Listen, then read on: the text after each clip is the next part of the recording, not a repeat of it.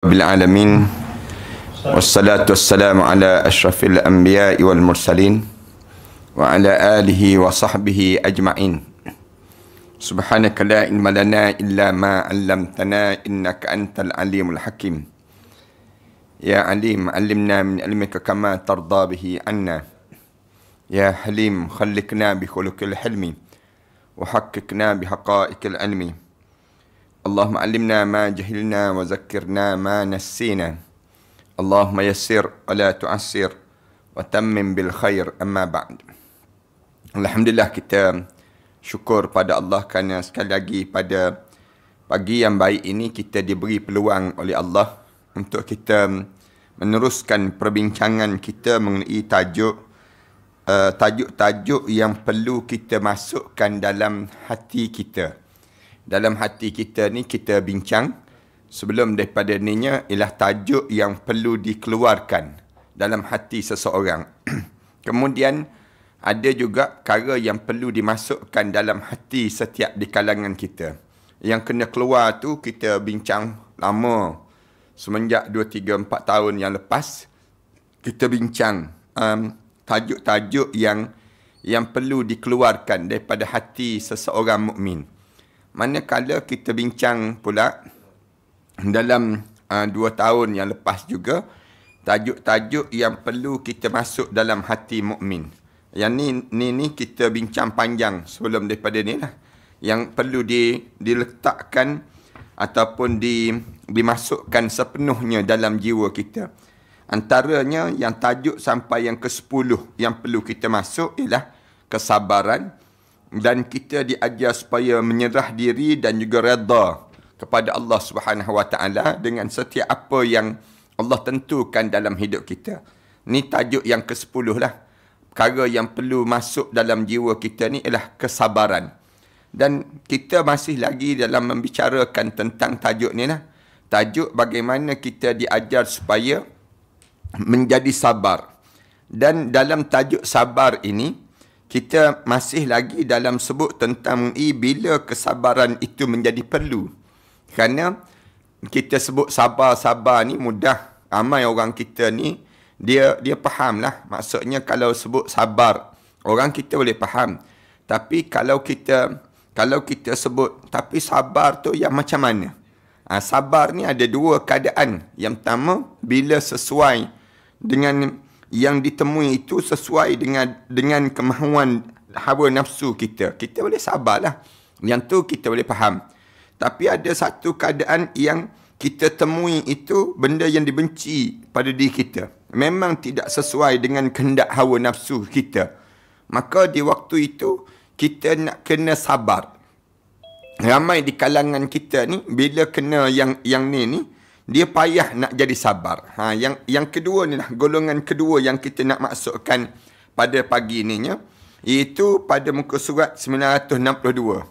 Golongan yang kedua, iaitu yang tidak sesuai oleh nafsu dan tabiat ataupun watak manusia itu sendiri. Yang bila kena saja dengan keadaan yang tak sesuai pun dengan kehendak hawa nafsu seseorang. Keadaan sedemikian ini tidak akan terlepas daripada 3 macam perkara ini.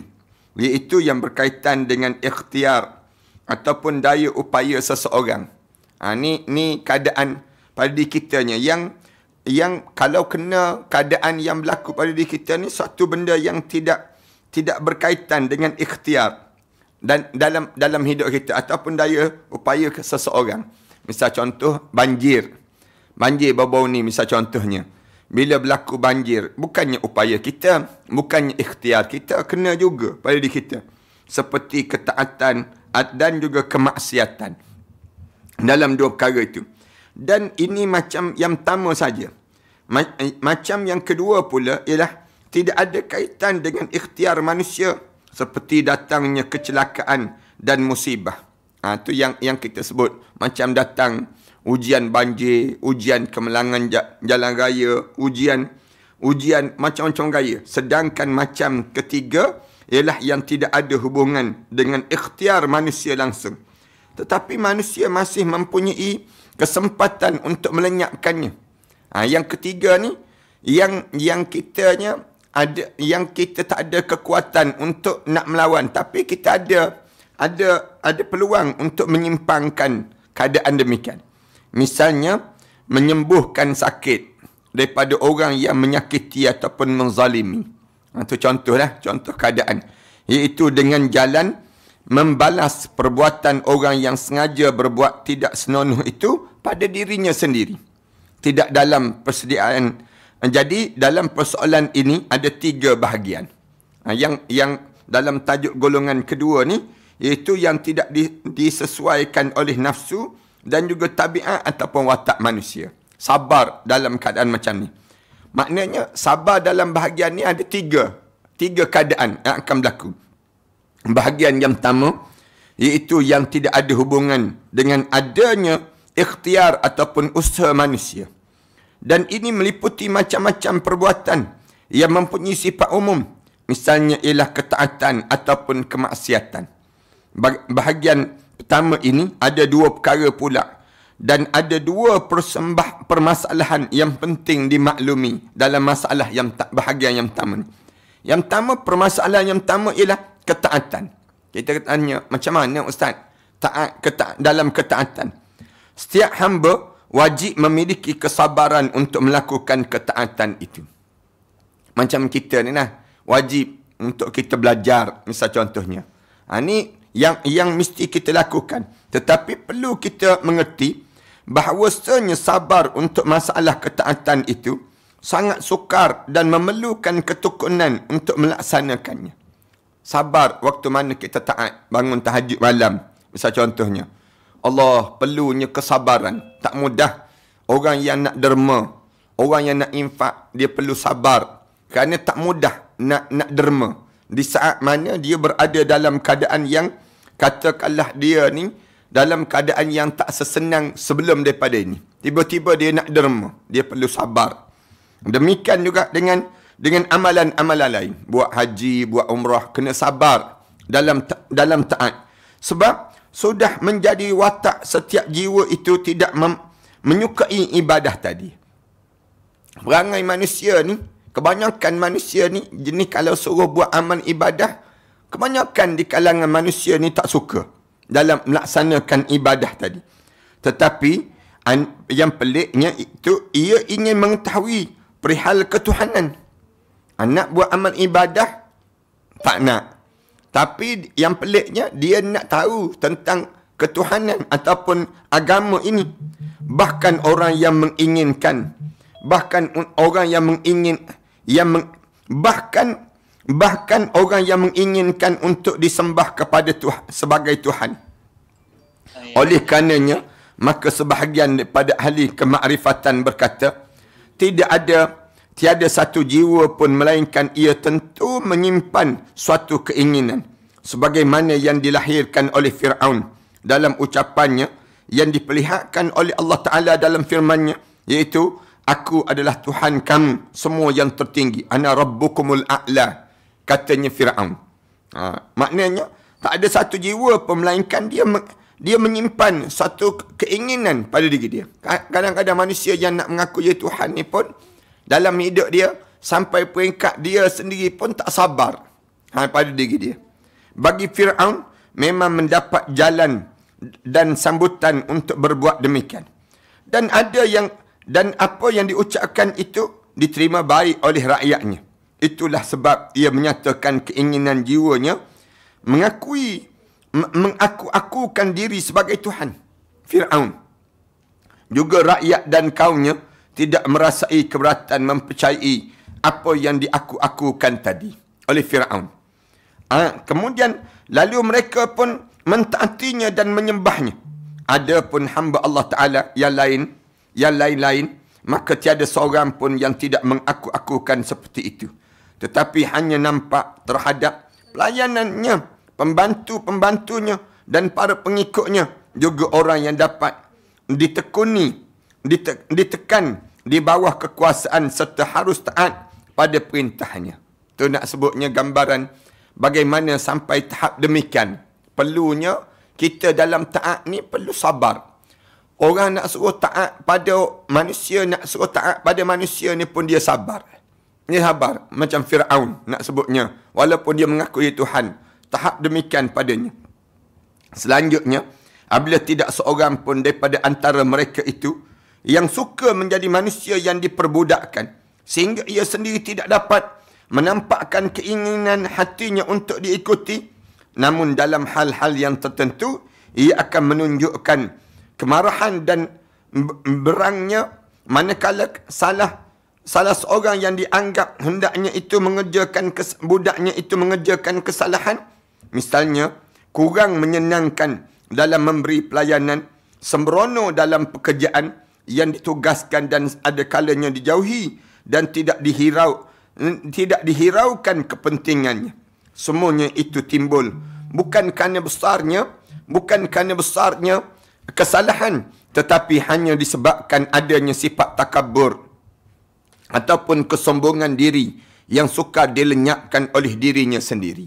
Itu kesan orang yang takabur itu sebenarnya sudah melepaskan selendang Allah Ta'ala yang diumpamakan sebagai pakaiannya.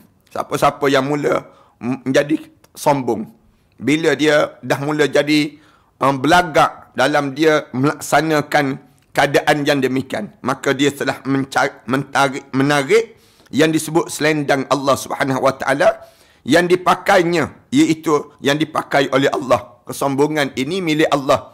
Tak ada seorang pun layak untuk mengambil pakaian tadi. Ia telah mengenakan pakaian ketuhanan. Bila manusia jadi sombong, di waktu tersebut dia telah mengenakan pakaian ketuhanan. Sebab dalam satu hadis disebut bahawa takabur itu hanya boleh dilakukan oleh Allah Ta'ala, Allah Azza wa Jalla saja. Manusia tak layak untuk nak jadi takabur, jadi sombong. Maka manusia yang takabur adalah sama halnya dengan menarik pakaian Allah Ta'ala. Mencuri pakaian Allah Ta'ala. Perhatikanlah sabda Rasulullah sallallahu alaihi wasallam dalam hadis kursi, yakni firman Allah Ta'ala yang tidak ada dalam Al-Quran tetapi disabdakan oleh Nabi sallallahu alaihi wasallam sebagaimana berikut. Hadis kursi ini yang dilafazkan oleh Rasulullah sallallahu alaihi wasallam. Tak ada dalam Quran, tapi datang daripada Allah, yang sebutnya ialah Rasulullah sallallahu alaihi wasallam. Al-Quran datang daripada Allah, yang dibaca saja oleh Rasulullah sallallahu alaihi wasallam. Hadis kursi. Yaqulullahu ta'ala al-kibriya'u ridai. Manakala sombong itu adalah pakaian aku, selendang aku. Wal azamatu izari. Dan kebesaran itu ialah yang keagungan aku. Paman naza'anni wahidan minhuma. Siapa-siapa yang menarik salah satu di antara dua tadi, alqaituhu fi jahannam wala ubali. Nescaya aku akan campakkan dia dalam neraka jahannam dan aku tak akan pedulikan. Rasulullah sallallahu alaihi wasallam sebut dalam riwayat Muslim wa Abu Daud dan juga Ibnu Majah yang cerita demikian. Siapa yang tarik pakaian salah satu daripada pakaian yang aku miliki, ridai, kibriya wal azamatu, ditarik kebesaran aku dan juga kesombongan aku, maka aku akan campakkan dia dalam neraka jahannam wala ubali, aku tak peduli langsung padanya. Dan huraian di awal tadi, kita tentu dapat mengambil kesimpulan bahawa ubudiyah ataupun menghambakan diri pada Allah Ta'ala itu memang satu hal yang sangat sukar dirasakan oleh jiwa setiap orang. Ini bukan satu dua orang, tetapi mutlak demikian keadaan seluruh umat manusia. Kebanyakan manusia ni payah nak taat, payah nak buat taat. Senang ceritanya, manusia ni bukannya seorang dua yang payah nak buat taat. Rupa-rupanya kebanyakan manusia ni payah nak taat. Sekarang bolehlah sebut saya ni memang hamba Allah, tapi bila berdepan dengan satu suasana yang dia tak jangka dalam hidup dia, dia nak taat tu jadi payah. Adapun ibadah ada kala tidak disukai sebab kerana bersifat malas, seperti solat. Ibadah ni misal contohnya, kadang-kadang jadi malas je nak buat dalam hidup kita. Kenapa jadi malas nak buat tu sebut? Nak sebutnya gambaran kerana kita hilang sabar. Tak sabar pada diri kitanya. sabar dalam taat. Yang dimaksudkan di sini, kadang-kadang Allah perintahkan kita waktu mana kita sedang tidur lena. Nyenyak, sedang sedap tidur. Tapi kena sabar juga bangun untuk solat. Dipanggil demikian. Ada kalanya tidak disukai sebab kerana bersifat malas seperti solat. Juga ada kalanya tidak disukai itu kerana kebakhilan seperti zakat. Bakhil, kedekut, sayang. Padahal Allah yang bagi rezeki itu pada kita. Tapi Allah nak tarik 2.5% je. 2.5% saja daripada harta yang perlu dizakatkan. Yang sikit sangat. Tiba-tiba rasa kedekut tu datang dalam jiwa seseorang. Dan ada kalanya kerana dua macam sebab secara bersamaan. Bersamaan seperti haji dan juga berperang melawan kaum kafir di medan perang untuk menegakkan agama Allah yang benar, yakni Islam. Oleh sebab itu, sabar dalam melakukan ketaatan itu adalah sabar yang sukar dikerjakan dan pasti dirasakan berat dalam jiwa seseorang. Allahu Akbar. Sabar dalam taat ni, dia jadi berat.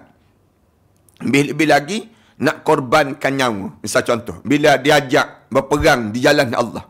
Tak mudah. Dengan ustaz-ustaz lari tak kena gaya. Ramai mana orang kita, bila dia diuji dengan ujian perang, diuji dengan ujian-ujian yang nak sebutnya gambaran pada diri dia ni, berat dalam jiwa dia. Untuk dia nak lalui keadaan demikian. Seorang yang taat dalam agama itu, memerlukan sekali pada kesabaran untuk merasakan dirinya tidak berat dalam melaksanakan ketaatan. Dan ini ada 3 macam keadaan pula. Bila kita nak taat ni, ada 3 pula keadaan yang berlaku. Keadaan yang pertama ialah sebelum melakukan ketaatan. Kita akan lalui keadaan belum kita nak buat satu benda yang disuruh oleh Allah tu, diuji. Dan yang demikian ini misalnya memperbaguskan niat. Bila kita nak solat, misal contohnya, diuji terus. Diuji dengan apa dia? Dia jadi datang pada diri kita, tangguh dululah, lewatlah, sikit lagi lah. Dia akan jadi demikian pada diri kita. Keadaan orang yang di mana dalam keadaan yang nak buat benda yang disuruh oleh Allah. Ataupun kita nak derma. Ni, bila kita nak derma tu, elok dah kita nak derma RM10. Tapi sebelum nak derma tu, datang ujian. RM10 banyak sangat. Bagi RM1 je lah. Dia akan jadi demikian pada diri kita. Sebelum nak buat benda yang taat tadi. Yang perlu memiliki keikhlasan dan kesabaran. Perlu pada diri kita ni betulkan niat. Jadi ikhlas. Kemudian kita sabar. Dalam kita nak taat ini. Dan macam-macam sifat riak. Yang dapat menodai. Serta melenyapkan niat yang benar. Dan yang mendorong datangnya berbagai bencana. Ini akan datang pada kita. Selain itu wajib disertai dengan kukuhnya azam dan kemahuan keras untuk mencegah masuknya niat, rosaknya niat yang murni tadi, serta menepati apa dijanjikan dan dilakukan dalam jiwa seseorang. Di dalam melaksanakan itu, diperlukan sekali kesabaran yang sangat dan dapat dipertanggungjawabkan bagi orang yang mengetahui hakikat niat dan juga ikhlas. Allahu Akbar. Nak sebutnya, bila kita nak taat ada perintah Allah, ni kekuatan yang perlu ada. Dan juga apa saja menjadi bencana riak dan pula tipu daya hawa nafsu syaitaniyah, yakni yang disebabkan adanya ajakan yang manis dengan rayuan yang tampuk nyaman, nampak suasana yang tenang, yakni yang ditampakkan serba bagus oleh syaitan. Oleh demikian itu, Rasulullah SAW mengingatkan kita semua agar niat kita diterima oleh Allah Azza wa Jalla. Iaitu sabda Rasulullah SAW yang berbunyi, innamal a'malu bin niyat wa innama likulli imri'in ma nawa. Semua amal perbuatan itu hanyalah menurut yang diniatkan oleh seorang. Dan setiap orang itu hanyalah dihitung pahala dia atau seksanya sesuai apa yang diniatkan. Yang dalam hidup kita ni. Maknanya, nak kena jaga betul-betul lah. Sebelum buat amalan, niat mesti bagus. Kemudian keazaman kita mesti kuat. belum nak buat taat tadi. Memiliki keikhlasan dan kesabaran dalam kita nak buat benda yang disuruh oleh Allah Subhanahu Wa Taala. Kerana tak mudah pada diri kita. Nak suruh jaga, kawal niat kita tu jangan jadi rosak. Allah Taala berfirman, "Wa ma umiru illa liya'budullaha mukhlishina lahuddin." Tidak ada satu pun perintah yang Allah perintahkan kepada hamba ini illa liya'budullah, kecuali untuk menjadi hamba pada Allah. Dalam keadaan apa dia? Mukhlishina lahuddin, ikhlas dalam beragama. Betul-betul dalam keadaan keikhlasan dalam kita melaksanakan perintah Allah. Firman Allah Ta'ala lagi, illa alladhina sabaru wa amilus salihat, kecuali orang-orang yang sabar. Para manusia itu suka berkeluh kesah. Manusia ni dalam keadaan hidup, dalam keadaan yang semua tak kena dalam hidup. Kecuali illal ladzina sabaru, kecuali orang-orang yang sabar, ataupun orang yang wa amilus salihat, dan juga orang yang berhati teguh dalam melakukan amal soleh dalam hidup mereka. Ini keadaan yang pertamalah dalam suasana ini. Keadaan kedua ialah keadaan di waktu mengamalkan. Waktu mana kita mula beramal. Tadi sebelum beramal, bila kita nak taat pada perintah Allah, sebelum beramal, ni ujian yang datang. Nabi Ibrahim AS, contoh yang mudah. Bila dia nak pergi sembelih anak dia, Nabi Ismail AS, datang ujian. Dalam perjalanan dia nak pergi sembelih tu, datang ujian, syaitan. Syaitan pujuk dia. Kamu nak sembelih anak, kamu nak buat begini. Misal contohnya. Lalu Nabi Ibrahim AS ambil batu, baling. Baca bismillah, rajmus syayatin wa hizbuh. Dengan nama Allah, saya rejam syaitan dan segala puak-puak syaitan. Maknanya, bila kita nak taat je parhanin sekian. Nak buat je benda yang disuruh oleh Allah, ada je ujian yang datang menghalang kita. Tu waktu mana kita nak taat. Apatah lagi waktu mana kita sedang taat. Bila kita sembahyang, kena uji juga dalam hidup kita. Perlu sabar juga dalam keadaan begitu. Yang kedua, di waktu mana kita mengamalkan perbuatan itu. Ini kepentingannya agar tidak lalai dan lupa ataupun sembrono, yakni kurang perhatian untuk berzikir. Atau mengingatkan kepada Allah Subhanahu Wa Taala di saat melaksanakan apa yang mesti dikerjakan dan tidak bermalas-malasan dalam mentahqiqkan peribadi adalah adab dan tata kerama serta sunnah-sunnahnya. Orang-orang yang bertujuan menyucikan jiwa itu wajib tetap secara terus-menerus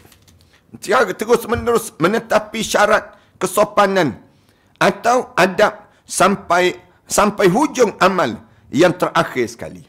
Kita buat contoh, kita belajar ni kan. Kita belajar ni, nak kekal istiqamah kita duduk mendengar je, belajar je, payah. Susah. Kerana apa dia? Kerana hati kita ni berbolak-balik. Sambil dengar kuliah ni, sambil mengawang tempat lain. Kadang-kadang, round habis satu pasar raya dah kita. Sedang menerawang. Dia panggil kesan daripada apa dia? Kesan nak sabar dalam taat. Tak mudah kita. Waktu mana kita solat, senang ke kita nak khusyuk? Payah nak khusyuk. Kerana apa dia? Kerana nak jaga tu. Jangan bergerak. Tubuh badan kita tetap. Jadi wajib menutupi kesabaran dan melenyapkan semua pendorong yang menuju ke arah kebosanan ataupun kejemuan. Kadang-kadang kita dengar kuliah, bosan. Lama sangat dengar kuliah. Ustaz ni, dia bercakap seorang-seorang tu. Dia akan jadi demikian. Kemudian, ataupun jemu. Bila kita taat pada perintah Allah, lama sangat jemu. Lambat lagi ke nak bagi salam. Lambat lagi ke nak habis. Lambat lagi ke nak pulang, buat umrah, buat haji. Lambat lagi ke, dia akan jadi kebosanan. Sehingga selesainya. Ini pun termasuk pula dalam kesukaran-kesukaran ditemui di saat kesabaran itu sangat diperlukan. Allahu Akbar. Halusnya Tuan kitab kita ni menekuni setiap perintah Allah Subhanahu Wa Taala. Dalam dia membicarakan tajuk-tajuk sebegini. Barangkali hal yang semacam inilah yang dimaksudkan oleh firman Allah Ta'ala, ni'ma ajrul amilin alladzina sabaru. Allah Subhanahu Wa Ta'ala sebut, baik sekali pahala orang-orang yang beramal. yang jenis macam mana?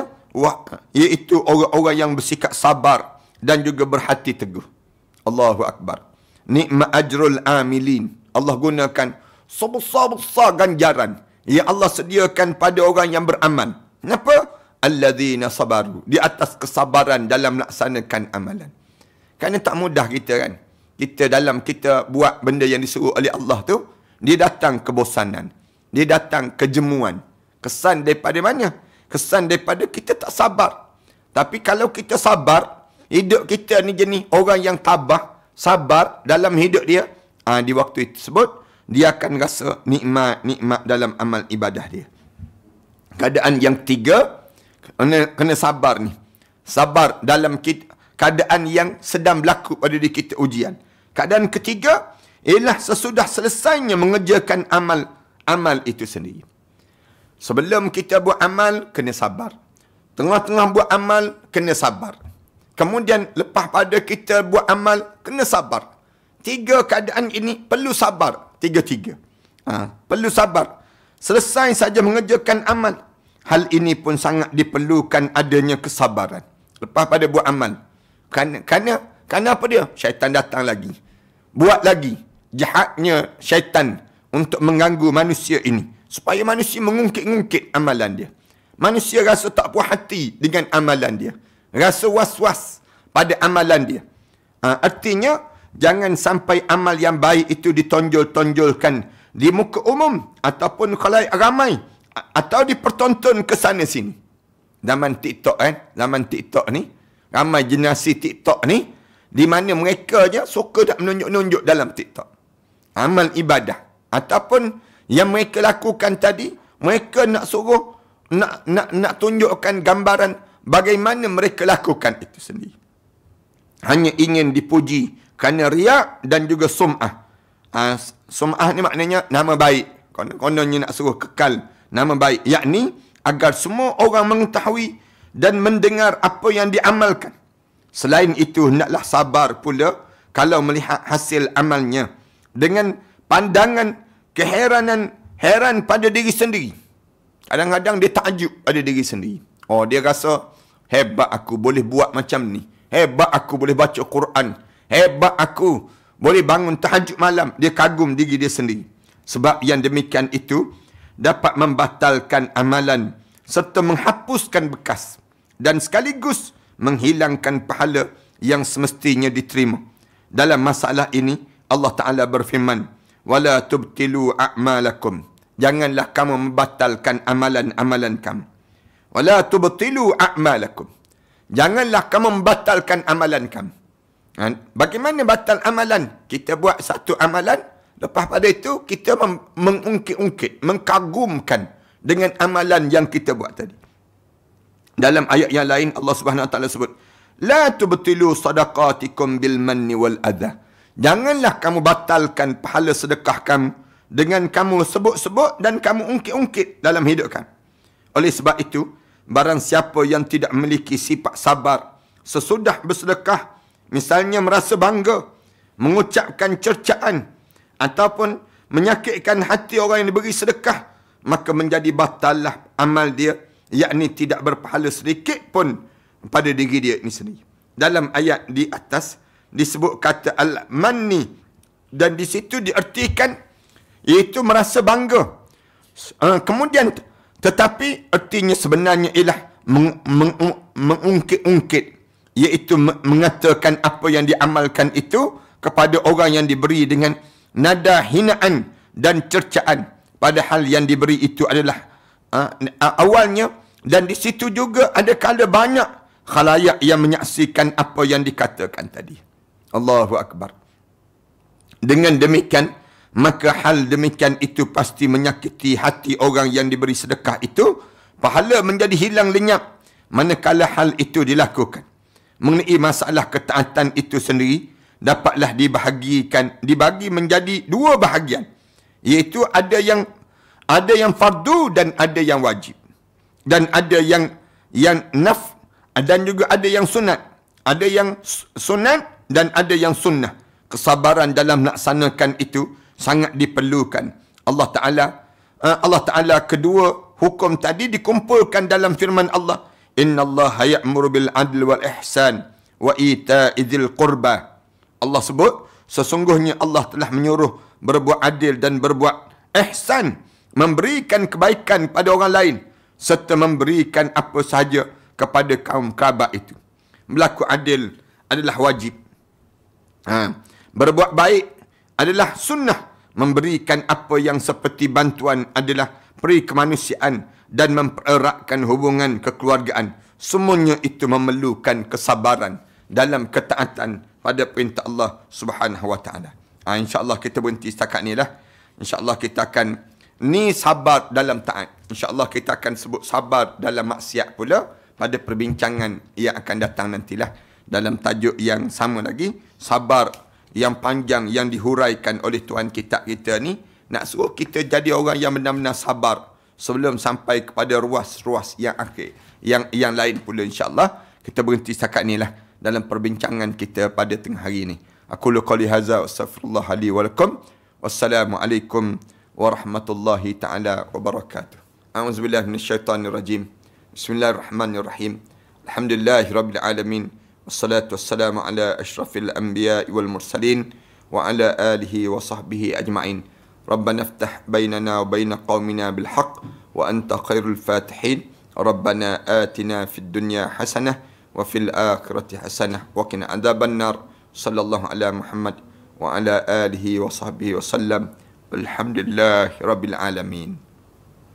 Allah